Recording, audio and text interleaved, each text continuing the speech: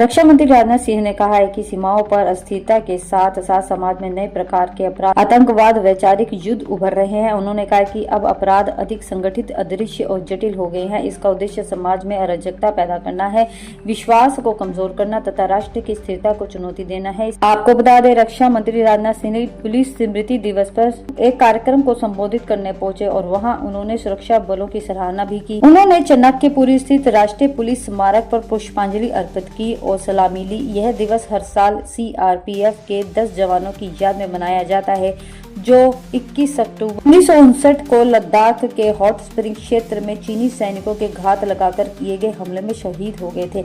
इस अवसर पर राजनाथ सिंह ने अपराध रोकने की अपनी जिम्मेदारी निभाने के साथ साथ समाज में विश्वास बनाए रखने की नैतिक कर्तव्य को पूरा करने के लिए पुलिस की सराहना की। उन्होंने कहा कि अगर आज लोग चैन की नींद ले पा रहे हैं तो इसका कारण हमारे सतर्क सशस्त्र बल और सतर्क पुलिस पर उनका भरोसा है। केंद्रीय मंत्री ने यह भी कहा है कि सेना और पुलिस अलग अलग मोर्चे पर कार्य करते हैं, लेकिन उनका मिशन एक ही है, राष्ट्र की रक्षा। उन्होंने कहा है कि 2047 तक विकसित भारत के लिए राष्ट्र के ब्रह्म और बाहरी और आंतरिक सुरक्षा में संतुलन बनाना पहले से अधिक महत्वपूर्ण है। रक्षा मंत्री राजनाथ सिंह ने आगे कहा कि देश के समक्ष चुनौतियों की तुलना में संसाधन बहुत सीमित हैं, इसलिए संसाधनों का अधिकतम इस्तेमाल सुनिश्चित करना होगा। इसके लिए सुरक्षा एजेंसियों के बीच बेहतर तालमेल की जरूरत है। उन्होंने सेना और पुलिस को देश की सुरक्षा के अलग अलग स्तंभ बताते हुए कहा है कि सेना भारत की भौगोलिक अखंडता की रक्षा करती है तो पुलिस सामाजिक अखंडता की। इतना ही नहीं, राजनाथ सिंह ने आगे ये कहा है कि लंबे समय से आंतरिक सुरक्षा के लिए एक बड़ी चुनौती रही नक्सली समस्या की ओर ध्यान आकर्षित करते हुए राजनाथ सिंह ने कहा है कि पुलिस,